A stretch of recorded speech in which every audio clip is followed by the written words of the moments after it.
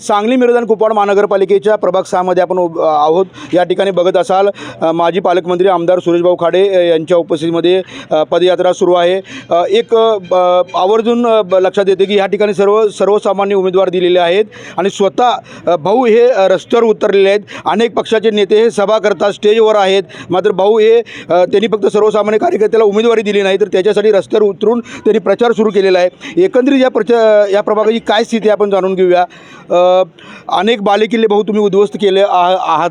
पहिलं कमळ जतमध्ये फुलवला, मिरजेमध्ये पण इतिहास घडवला, परत हा जो बालेकिल्ला काँग्रेसचा राष्ट्रवादी म्हटला जातो आहे, हा बालेकिल्ला कसा उद्ध्वस्त होणार आहे? जनताच करणार आहे, मी थोडंच करणार आहे। जनतेला विकास पाहिजे, जनतेला हाकेला ओ देणारे पाहिजे आणि सुखदुःखाला साथ देणारे पाहिजे। आणि ही आमचे कार्यकर्ते, आमचे सगळे उमेदवार आणि मी स्वतः आम्ही त्यामध्ये 4 वर्ष आम्ही म्हणजे जवळजवळ 18 वर्ष आम्ही काम करतो आहे। त्यामुळं जनताच हा काँग्रेसचा बालेकिल्ला असणारा गड उद्ध्वस्त करणार हे निश्चित आहे। कशा पद्धतीने इथं तुम्ही सर्वच प्रभागामध्ये निधी भरपूर दिलेला आहे, तुम्ही निधी दिला होता, मात्र तुमचा निधी घ्यायचा आणि स्वतःची प्रसिद्धी करायची असे विरोधक नगरसेवकांचा फंडा दिसतोय। हे नाचताईन अंगणवाकड प्रकार आहे। आपण निधी दिला, पण तो निधी दिला ह्या जनतेनेही मला मतदान केलेलं आहे आणि जनतेची सेवा करण्यासाठी कुणाकडे ते नावावर निधी दिला, त्यांनी कामं सुचवली, पण ह्या वॉर्डची कामं झाली। माझं मत होतं की तुम्ही मुस्लिमचे आहेत, तुम्ही हिंदूचे आहेत, तुम्ही ह्याचे आहेत आणि तुम्हाला मतदान करायला नको आणि तुम्हाला फंड द्यायला नको असं जर म्हणलं तर ते चुकीच होईल माझं। पण तिथलं फंड देणं, तिथल्या जनतेची सेवा करणं हे माझं कर्तव्य आहे। त्यामुळं कोण आहे आणि कोण काय म्हणतो आहे, आम्ही पैसे आणले, पण जर मिरजमधले सगळे बोर्ड बघितले विकासाचे, हे सगळे बोर्ड माझेच आहेत, त्यामुळे कोणा दुसऱ्यांचे बोर्ड नाही आहेत। त्यामुळे विकास हा भारतीय जनता पार्टीने केला, सुरेश भाऊंनी केला, हे मला सांगायचं आहे। हा जर प्रभाग बघितला तर या ठिकाणी बेपारी समाज आणि बागवान समाज मोठ्या प्रमाणात आहे। मात्र जे अगोदरचे नगरसेवक आहेत त्यांना भाजी मंडईचा प्रश्न सोडवता आला नाही आणि मटण मार्केटचा सुद्धा प्रश्न सोडवता आला नाही। दोन्ही ठिकाणी तुम्ही निधी दिला होता, मात्र तिथल्या स्थानिक नगरसेवकांचा कुठेतरी युगो आणि समन्वयाचा अभाव होतो आहे आणि त्यामुळे मटण मार्केटसुद्धा रखडलेलं आहे। लोक असं म्हणतात की भाऊंनी निधी दिला पण आमचं काम अजून सुद्धा झालं नाही।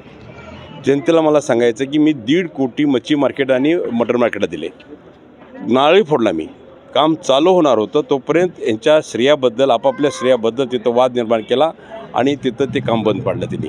त्यामुळं जनतेला सांगायचं की हे तुमच्यातलेच हे नगरसेवक जे असतील किंवा नेते मंडळी असतील, ह्यांनी वादाच्या भोवरात तुमचं मच्छी मार्केट आणि मटण मार्केट हे उद्ध्वस्त केलं तिथं। त्याचबरोबर मी ज्यावेळेला देवाभाऊनी आपल्याला मागल्या नगरपालिकेच्या वेळी 100 कोटी दिले, त्यातले 16 कोटी रुपये मी भाजी मंडी उभा केली। आता थोडंसं काम बाकी आहे, आम्ही काही दिवसात भाजी मंडी आम्ही शिफ्ट करू, त्यामुळं भाजी मंडई आम्ही इथं तयार केलेली आहे। तर हा विकासाचा माध्यम आहे। दिले मी पैसे दिले ना असे नाही आणि झालं नाही असं जनतेला वाटत असेल, पण काही लोकांनी, तुमच्यातल्याच लोकांनी, जे आता आम्ही पुढारी म्हणतो, आम्ही नगरसेवकाला मतदान मागायला तुमच्याकडे येतात, त्यांनी हे मच्छी मार्केट आणि हे मटण मार्केट उद्ध्वस्त केलं। एकीकडं तुम्ही सर्वसामान्य उमेदवारांना, सर्वसामान्य कार्यकर्त्यांना उमेदवारी देत आहे, मात्र हा वॉर्ड गेला जवळपास 1 महिनाभर राजकीय वातावरण तंगच आहे। मुलग्याला, भावाला, भावाच्या विरुद्ध हे सर्व घराघरातच सगळी पदं पाहिजेत आणि त्यामुळे पूर्ण वातावरण इथलं तंग झालं होतं। वातावरण तंग झालं, त्या पक्षातलं तंग वातावरण झालं, त्यांच्या ह्याच्यातलं तंग होतं, आमच्यात तंग झालेलं वातावरण नाही आहे। पण जनता निश्चितच वारसदारांना सीट देणं, वारसदार आपले फोटो ढकलणं, हे करणं ते करणं, आता जनता हे एक्सेप्ट करणार नाही आहे। त्यामुळं आमच्या भागामध्ये हे वंशपरंपरेनं चालता आलेलं वडील आला, मुलगा आला, नातू आला, हा प्रकार आमच्याकडं नाही आहे आणि तो आम्ही करतही नाही आहे। त्यामुळं जे कार्यकर्ते, आमचे तळागाळाचे कार्यकर्ते 10-10, 15-15 वर्ष काम करतात, एकनिष्ठेने काम करतात, स्वाभिमानानं काम करतात, आज त्यांना आम्ही तिकीट दिलं आणि त्यांचा बहुमान केला आम्ही।